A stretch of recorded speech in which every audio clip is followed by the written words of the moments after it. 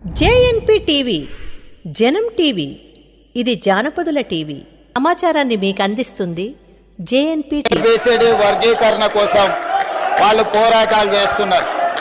27 సంవత్సరాల నుంచి ఉమ్మడి రాష్ట్రంలో కానీ ప్రత్యేక తెలంగాణ రాష్ట్రంలో కానీ ఏబిసిడి వర్గీకరణ మీద మాదిగ ఉపకులాల యువకులు పోరాటాలు చేయడం జరిగింది. వారి పోరాటాల ఫలితం ఒకనాడు ఇదే శాసనసభలో మాదిగ ఉపకులాల వర్గీకరణ కోసం వాయిదా తీర్మానం ఇస్తే నాతో పాటు ఆనాటి శాసనసభ్యుడు సంపత్ కుమార్ను కూడా ఈ సభ నుంచి బహిష్కరించడం జరిగింది. గత ప్రభుత్వం ఏబిసిడి వర్గీకరణ మీద కేంద్రానికి ప్రధానమంత్రికి విజ్ఞప్తి చేయడానికి అఖిల పక్షాన్ని తీసుకెళ్తామని చెప్పి తీసుకుపోకుండా మాదిగ సోదరులను మోసం చేయడం జరిగింది.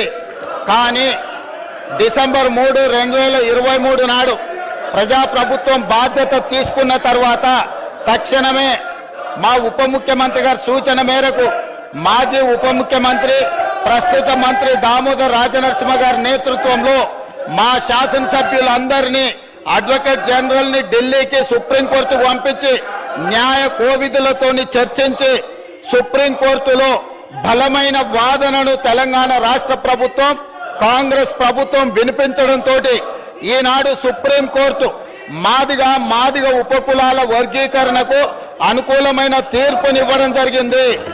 నేను మనస్ఫూర్తిగా సుప్రీంకోర్టు కాన్స్టిట్యూషనల్ బెంచ్కు రాజ్యాంగ ధర్మాసనానికి మనస్ఫూర్తిగా కృతజ్ఞతలు తెలియజేస్తున్నా. 7 మంది జడ్జిలలో 6 మంది జడ్జిలు రాష్ట్రాలకు ఏబిసిడి వర్గీకరణ చెయ్యడానికి అనుమతి ఇచ్చింది. తెలంగాణ రాష్ట్ర ప్రభుత్వం తరఫున నేను స్పష్టమైన ప్రకటన చేస్తున్నా.